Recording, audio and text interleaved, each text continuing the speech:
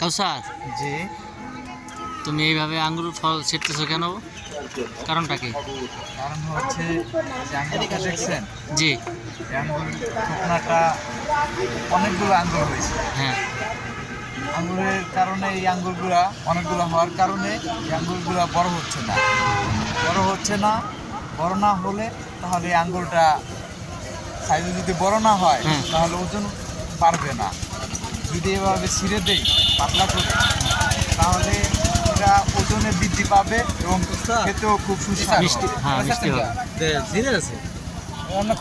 ঠিক আছে, ধন্যবাদ তোমাকে। এই যে আমাদের রফিক ভাই, সে আঙ্গুর ফল ছিটতেছে।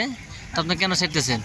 আঙুল ছিঁড়ছিল গায়ে, আঙুলটা ছিঁড়ে দিলে হ্যাঁ, ওজনটা বেশি আসবে, পাতলা হবে। হুম, আর যদি ছিঁড়ে না দেই হুম, আঙুল ফলটা সাইজে ছোট হবে, বড় হবে না। আর বড় হলে ওজনে বেশি আসবে, আর ছোট থাকলে এটা ওজনে বেশি আসবে না।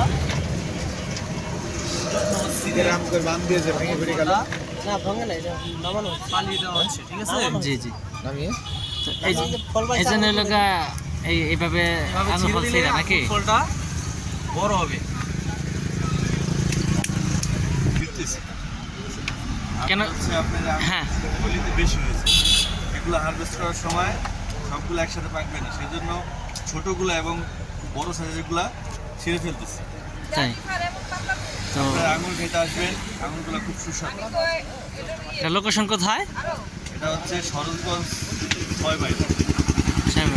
নার্সারির নাম? নার্সারির নাম হচ্ছে রাজ এগ্রো নার্সারি।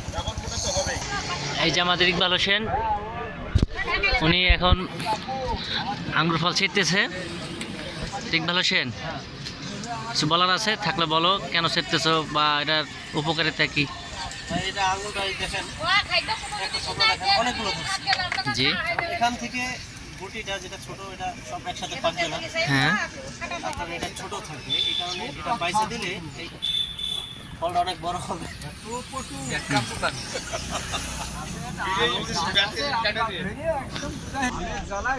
কারণে আমরা এটা ফলটা বাইসে পাতলা করে দিতেছি। আর আপনাদের আঙ্গুর খাবার দাওয়াত রয়েছে জ্যৈষ্ঠ মাসে। জ্যৈষ্ঠ মাসে এটা কি পাকবো? হ্যাঁ, পাকবে, জ্যৈষ্ঠ মাসে পাকবে। আপনারা সবাই আইসেন। কোথায়? সরোজগঞ্জ, ঠিকানা সরোজগঞ্জ বাজার 6 মাইল। হ্যাঁ, রাজ এগ্রো নার্সারিতে আসবেন জ্যৈষ্ঠ মাসে, সবার দাওয়াত। হ্যাঁ।